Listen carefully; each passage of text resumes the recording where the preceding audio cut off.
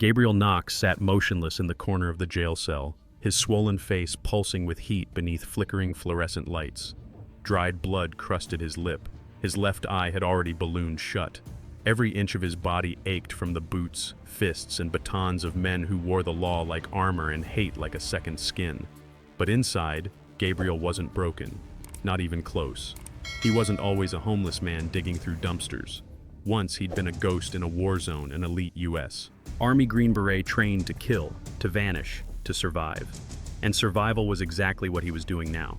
Quietly, calculating, watching the rotation of guards, memorizing the rhythm of their boots. The pain was real, yes, but pain was familiar, predictable, containable. Hours earlier, he'd been behind a gas station on the outskirts of Ashford County, Alabama, just another black man the world chose not to see. That anonymity ended when Sheriff Clint Varick rolled up in his chrome-plated SUV, flanked by his pack of grinning deputies. They dragged Gabriel into the light, called him boy, smashed his head against the brick wall, stomped on a photograph of his sister, and planted a baggie of white powder next to a half-eaten sandwich. And now they thought it was over. But they didn't understand what they'd awakened. Gabriel wasn't just another drifter to beat down and discard. He was a tactician, a soldier forged in jungle warfare, in the suffocating sandstorms of Fallujah, in missions that never made the news. His stillness wasn't surrender, it was the quiet before detonation. They thought they'd buried a ghost. They'd made a mistake. Because what Sheriff Varick and his men didn't know was that they hadn't crushed Gabriel Knox. They'd unleashed him. The SUV veered off the highway just after midnight, headlights cutting through pine and dust. Sheriff Varick sat in the passenger seat, chewing a toothpick like it was a cigar, eyes hidden behind those ever-present mirrored sunglasses. No badge, no camera, no witnesses. This wasn't law enforcement, it was a backwoods execution. Gabriel Knox sat cuffed in the back, wrists raw and face expressionless. The ride was silent, except for the crackle of Varick's radio and the hum of backwoods crickets. No Miranda rights, no charges read. Just the smell of dirt and diesel and the iron tang of blood still trickling from his temple. They stopped in a clearing surrounded by tall, skeletal pines, the kind of place where screams wouldn't carry. One of the deputies yanked Gabriel out, slamming him into the dirt like he was already a corpse. Another kicked him in the ribs, laughing, "Ain't so tough now, are you, soldier boy?" Gabriel didn't flinch. He was counting. 3 deputies, Varick watching from behind the headlights. 1 pistol on the belt, 2 shotguns in the SUV. Third man favors his left. Boot pattern consistent. Soft soil underfoot. Trees, 20 yards deep. He blinked slowly. 4, 5. Then came the mistake. The wiry deputy stepped in too close. His boot nudged Gabriel's coat, the same coat with the hidden seam stitched tight with a memory from another life. A lockpick, no longer than a matchstick. By the time they turned to light a cigarette, Gabriel had it in hand, working it behind his back with the precision of a surgeon and the silence of a killer. Click. The cuffs fell, and so did the illusion.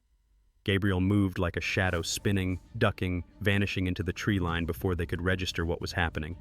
One shouted, another fired. A shotgun blast lit the clearing with flame, but he was already gone, weaving through the underbrush, ribs screaming, lungs burning. Branches clawed at his skin. Bullets whistled past. Behind him, Varick's voice roared through the dark like a curse. But the woods belonged to Gabriel now, and the jungle still remembered his name. By the time the sun rose, the woods had swallowed Gabriel Knox whole. 3 miles west of the execution site, hidden behind rusted fencing and strangled vines, stood the decaying corpse of an old textile factory. The windows were shattered, the walls tagged in forgotten anger, but to Gabriel, it was sacred ground. Elevation, vantage points, multiple exits. The kind of place he'd memorized in another life. Always know your fallback. Inside, silence reigned. Dust clung to the air like fog. Machines sat frozen mid-motion. Conveyor belts draped in cobwebs, their levers rusted with time and neglect. Gabriel moved through the labyrinth of steel and memory, his breath shallow, every step a test of what his body could still endure. His ribs ached from the beating, his knuckles cracked, his left leg stiff from the sprint. But his mind? Razor sharp. He scavenged the factory floor with the same efficiency he'd once used to clear weapon caches overseas. A jagged steel pipe, copper wiring, a shard of glass honed to a crude edge. His hands moved with muscle memory, wrapping cloth, balancing weight, twisting tension wire into triggers. It wasn't elegant. It didn't need to be. Survival was never pretty. Then he found it, an abandoned patrol radio left behind by a lazy deputy during a drug bust years ago. Dusty, half dead, but intact. Gabriel popped the battery hatch, jury-rigged a power supply from a broken forklift, and tuned in. Static at first, then voices. Ashford County Dispatch. He waited, fingers poised, breath held. When the air cleared, he pressed the mic. His voice cut through the static like a scalpel. To the people of Ashford, you've been lied to. Sheriff Clint Varick runs this county like a cartel. Drug money, backroom deals. The man who wears the badge is filth in uniform. Check his offshore accounts. Check the old quarry after midnight. You want the truth? Follow the blood trail and it won't lead to me. He dropped the radio. Let them scramble. Let them panic. Let them know the hunted man wasn't hiding. He was watching. From his perch on a rusted catwalk, Gabriel surveyed the city skyline beyond the trees, knowing Varick had just heard him. And for the first time since the beating, he smiled. The radio broadcast lit a fuse. By noon, the entire county buzzed with whispers. Gabriel's message had leaked replayed on police scanners, shared in grainy phone recordings, passed hand to hand like contraband truth. Varick's name was now attached to words like cartel, cover-up, and quarry. And Sheriff Clint Varick was not a man who forgave embarrassment. Gabriel knew he needed cover, not another rooftop or factory, something human, something unseen. He limped toward the old rail yard on the city's fringe, where a cluster of tents and tarps clung to the shadows like forgotten memories. A makeshift village. The world called it a homeless camp. Gabriel knew better. It was home. Once. He nodded to a few familiar faces, men like Sam Popcorn Jefferson, a grizzled vet with half a lung and a rusted harmonica. Sam handed him a tin cup of warm water without a word. "Stirred up a hornet's nest, didn't you?" Sam muttered. Gabriel said nothing. He just stared out across the lot, where children kicked a deflated soccer ball and mothers boiled soup over scrap wood fires. For the first time since the beating, he exhaled. That peace lasted 6 minutes. The roar came first. SUVs, black and tan, barreling down the access road. Dust clouds rising like warning smoke. Doors slammed, boots thundered. Riot shields, visors. Sheriff Varick stepped out of the lead vehicle, megaphone in hand, his voice sharp as a blade. "Gabriel Knox is a terrorist. He's hiding among you. Harbor him, and you burn with him." And then the screaming started. Tents flipped, battens cracked ribs. An old woman was shoved to the ground. Someone screamed, "That's him!" And it was enough. The floodgates opened. Gabriel ran, not away, toward the fire. He saw a young girl stumble, smoke licking her back, flames closing in. She couldn't have been older than 10. He dove through the smoke, scooped her up, and sprinted for the ditch on the far end of the lot. Bullets chased them. So did fire. He dropped behind a concrete slab, shielding the girl with his own body as the camp behind them burned to ash. She clutched his shirt, sobbing. "They said you were the bad guy." Gabriel didn't answer. His hands were shaking, because he'd just realized something terrifying. The more he fought back, the more innocent people paid the price. Smoke still clung to Gabriel's clothes as he crouched inside a derailed boxcar, blood seeping through the bandage on his thigh. The girl Amani, she'd whispered, slept beside him, exhausted and trembling. Her small hands still gripped the scrap of fabric he'd given her as a makeshift blanket. Outside, Ashford City burned. They called it containment. Varick called it justice. But Gabriel knew the truth. The fire wasn't punishment. It was a warning. And it had his name written all over it. He needed to hit back, not just for Amani, not just for Sam, who lay dead beside a crushed food crate, but for every damn lie they'd sold to justify their war. Sheriff Varick's empire had cracks. Gabriel just needed to find the fault line. He remembered a whisper from Sam weeks ago, a trailer park on the east side, run-down double-wides, Confederate flags on the porches. But at night, it moved like a machine, deputies off duty, exchanging baggies and boxes under moonlight. Not a rumor, a supply chain. By nightfall, Gabriel was crawling up the side of an old water tower overlooking the park. His ribs screamed, his legs stiffened. But his arms were steady, sniper steady, as he opened a rusted rifle case he'd scavenged from a scrapyard. Inside, a weathered .308 bolt-action hunting rifle. No scope, no name, just purpose. Through the cracked lens of a found monocular, he scanned the park. 3 men on the porch of the end trailer, one loading duffels into the back of a pickup. One of them, Deputy Wade Rayburn, was Varick's right hand. Gabriel recognized him from the gas station, the man who'd stomped on his sister's photo like it was trash. Gabriel chambered around. 1, he whispered. He exhaled. 2, he squeezed. The shot cracked like thunder. Rayburn dropped, screaming, blood spurting from his thigh. Chaos erupted, deputies scattering, ducking for cover, shouting, "Shooter!" Gabriel cycled the bolt, fired again. Another man dropped, clutching his shoulder. The duffel spilled, revealing vacuum-sealed bricks of white powder. Evidence. He slid back down the tower as sirens wailed in the distance. He didn't run, he vanished. By dawn, Channel 6 reported an attack on law enforcement. Gabriel just called it the first honest shot. Smoke still clung to Gabriel's clothes as he crouched inside a derailed boxcar, blood seeping through the bandage on his thigh. The girl Imani, she'd whispered, slept beside him, exhausted and trembling. Her small hands still gripped the scrap of fabric he'd given her as a makeshift blanket. Outside, Ashford City burned. They called it containment. Varick called it justice. But Gabriel knew the truth. The fire wasn't punishment. It was a warning, and it had his name written all over it. He needed to hit back not just for Imani, not just for Sam, who lay dead beside a crushed food crate, but for every damn lie they'd sold to justify their war. Sheriff Varick's empire had cracks. Gabriel just needed to find the fault line. He remembered a whisper from Sam weeks ago, a trailer park on the east side, run-down double-wides, Confederate flags on the porches. But at night, it moved like a machine, deputies off duty, exchanging baggies and boxes under moonlight. Not a rumor, a supply chain.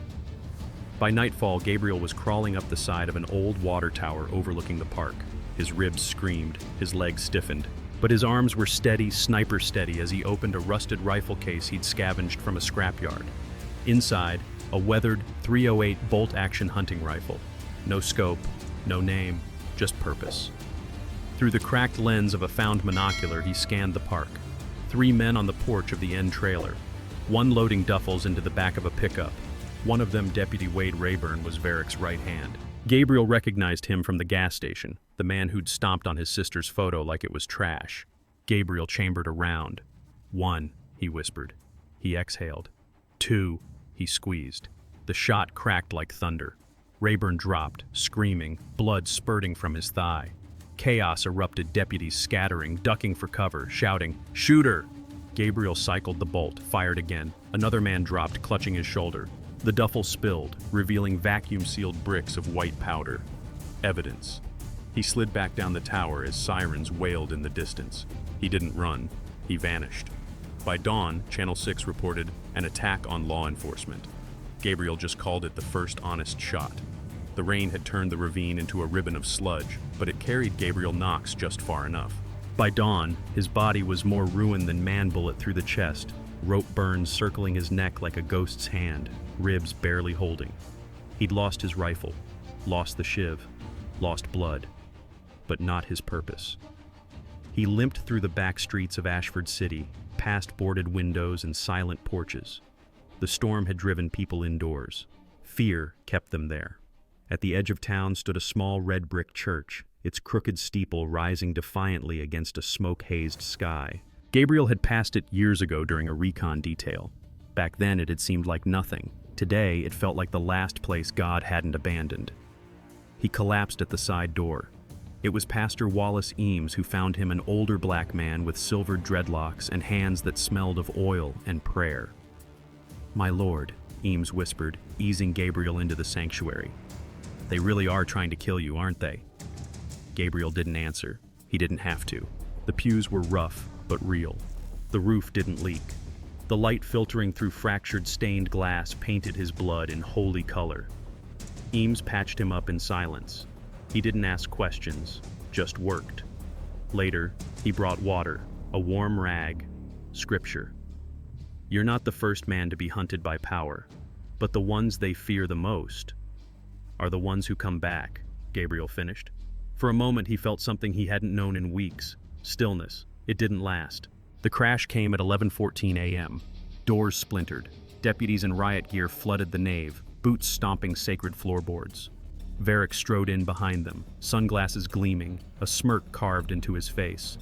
"Found your little rat's nest," he spat, shaking a can of red spray paint. His men trashed the sanctuary, pews overturned, hymnals burned. One deputy smashed a stained glass window, another painted slurs on the altar. When Pastor Eames tried to stop them, they broke his ribs. Gabriel hid behind a pillar, breath tight, rage climbing. He waited until the moment felt right, then stepped out, rifle raised, stolen from the floor. One shot dropped a deputy, another screamed. But it was too late. As Gabriel fled through the side door, he heard it, the ticking. The church went up in a roar of fire and glass, and Channel 6 told the world, "Fugitive Gabriel Knox bombs place of worship." Gabriel watched from a rooftop as the church burned. The fire reflected in his eyes not just flames, but memory. The pews, Pastor Eames, the quiet moments he thought might mean something, now ash, now fuel. Channel 6 ran the story on loop. Fugitive bombs church, kills clergyman. Gabriel didn't move, not for an hour. Then the scanner he'd stolen crackled to life. Girl recovered near the old camp. Name, Imani Brooks. Injured, in custody.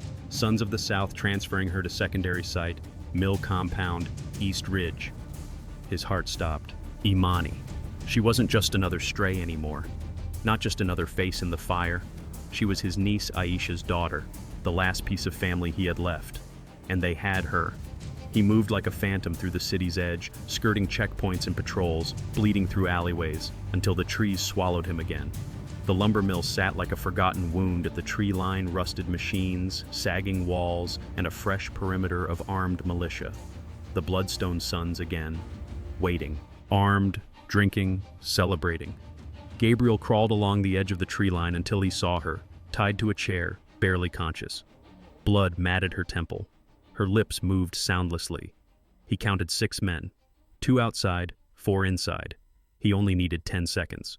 He rigged a log to crash onto an old conveyor. When the first 2 came out to investigate, he struck. Fast, quiet. 1 snapped neck, 1 knife to the gut. He moved into the mill like smoke. Inside, one of the men laughed, spinning a baseball bat near her head. "Your uncle's dead, little girl. Ghosts don't bleed, right?" Wrong. Gabriel struck with fury. 2 bullets, 1 crush of a skull, a shattered jaw, blood on concrete. When the dust cleared, all 6 were dead. He cut Imani free. Her breath hitched when she saw his face. "You're real," she whispered. "Always was," he said, hoisting her into his arms. They escaped in a stolen militia truck, roaring down back roads, the dark closing in around them. But victory, as always, was short-lived. The drone strike hit 10 minutes later. The blast flipped the truck into a ditch. Imani screamed, glass tearing her leg open. Gabriel crawled through fire and twisted steel to reach her, dragged her bleeding body into the brush. Above them, Channel 6's drone hovered, capturing it all, and Sheriff Varick's voice rang out, "Look what he did to his own blood." The blast had fractured Gabriel's ribs and ruptured something deep in his chest, but he didn't care. Imani was alive, barely. Her blood stained his coat as he carried her through the woods, her legs shredded from the drone strike. Every few steps she whimpered. Every sound carved another scar into him. He laid her down in an old storm shelter outside the city, stitched her leg with trembling hands, and gave her half a painkiller he'd hoarded since the factory. Then he sat beside her, pistol across his lap, heart hammering. They weren't just hunting him anymore. They were broadcasting it. Channel 6 had aired the footage within minutes of the explosion, spun it as Gabriel attacking his own niece, turned a rescue into a war crime. Varick had mastered the camera better than any warlord. So Gabriel decided to shatter the lens. The Ashford broadcast tower rose above the industrial district like a finger to the sky, 60 feet of steel and surveillance. It wasn't just a communications hub. It was how Varick controlled the narrative. Where the signal was fed, the stories crafted, the footage doctored. Gabriel had studied it for years during recon. Tonight, he'd bring it down. At 2:07 a.m., he scaled the northern ridge. His chest ached, his hands trembled. But the rifle he'd salvaged from the lumber mill was loaded. 10 rounds. He found a perch in the scaffolding across from the tower, scoped in. Inside the control room, he spotted Deputy Krieger Varick's media man, the snake who edited the church bombing footage. Gabriel pulled the trigger. 1 shot, 1 shattered window, 1 dead manipulator. Alarms blared, sirens wailed. But before he could reposition, the air changed. Footsteps too disciplined, shadows too silent. Not cops, not militia. Blackthorn. Gabriel's blood ran cold. Varick had escalated again, hired a private army. Soldiers for sale with no badge, no conscience, and no rules. They flanked him fast. Suppressed rifles barked. He rolled off the scaffold, took a round to the shoulder, and hit the roof hard. He fired 2 blind shots, then leapt to a lower platform. Pain erupted in his side. Blood soaked his shirt, but he kept moving. Because if Blackthorn had arrived, the war had changed. This wasn't justice anymore. It was a cleansing. And Gabriel Knox knew exactly what that meant. Genocide disguised as law. They thought he was dead. Blackthorn's men swept the rooftops after the fall, rifles tight, visors glowing green through the smoke. They fired into the shadows, tossed grenades into crawl spaces. Thermal drones hovered overhead. Everything burned. And still they couldn't find him. Because Gabriel Knox didn't die that night. He buried himself under twisted beams and broken insulation, half conscious, bleeding from his shoulder, lungs burning, ribs cracked. His pulse barely stirred the dirt, but his will was still aflame. When the sun rose, Ashford City was under martial law. Streets empty, neighborhoods blackened.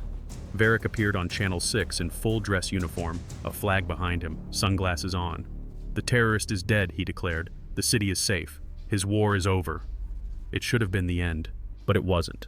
At 9:17 a.m., a whistleblower dump hit every major news outlet in the state. Video, audio, bank records, drone logs, orders signed by Varick himself, footage of the Bloodstone Sons taking cash, recordings of the church bombing, satellite proof of the fake drone strike on Gabriel and Imani, and one last detail, a worn dog tag left behind at the gas station. Name etched clean, Gabriel Knox. Not as a terrorist, but as a warning. The files spread like wildfire. By sundown, the FBI raided the Ashford County Sheriff's Office. Deputies fled. Channel 6 was seized. Varick was dragged out of his home screaming, "I built this city!" as agents cuffed him in front of the cameras. His empire collapsed in a single breath of truth. Imani survived. Her leg never fully healed, but her spirit did. She spoke to Congress about what she saw, what she lived through. Gabriel didn't, because ghosts don't give interviews. They disappear. Some say he bled out in the woods. Others swear they've seen him, limping through border towns, scarred and silent. A soldier without a flag, a name whispered in police stations like a curse. But the ones who know, the ones who were saved, say something different. He's still out there, watching, waiting. Because in a world built on lies, sometimes the only truth that survives is the man they couldn't kill. In the twilight of life, we come to understand that the greatest battles are often not fought on distant fields, but within the quiet moments of moral choice. Gabriel Knox's story reminds us that even when the world calls you a villain, truth will endure if you refuse to let it die inside you. When systems of power are corrupted, and justice is bent to serve the loudest voices, it takes uncommon courage to stand alone. But that kind of courage isn't loud or youthful, it's steady. It's born in hardship, carried through scars, and passed down like a lesson carved in stone. For those of us who've seen decades pass, we know the cost of silence. We know what it means to speak when it's dangerous. Gabriel's tale tells us it's never too late to fight for truth, even if the world calls you a ghost. Because dignity is not given. It's earned, especially when no one is watching. Thanks for watching. If you enjoyed this video, don't forget to hit the like button, share your thoughts in the comments, and subscribe to the channel for more stories like this. See you in the next one. If you enjoyed this video, don't forget to hit the like button, share your thoughts in the comments, and subscribe to the channel for more stories like this. See you in the next one.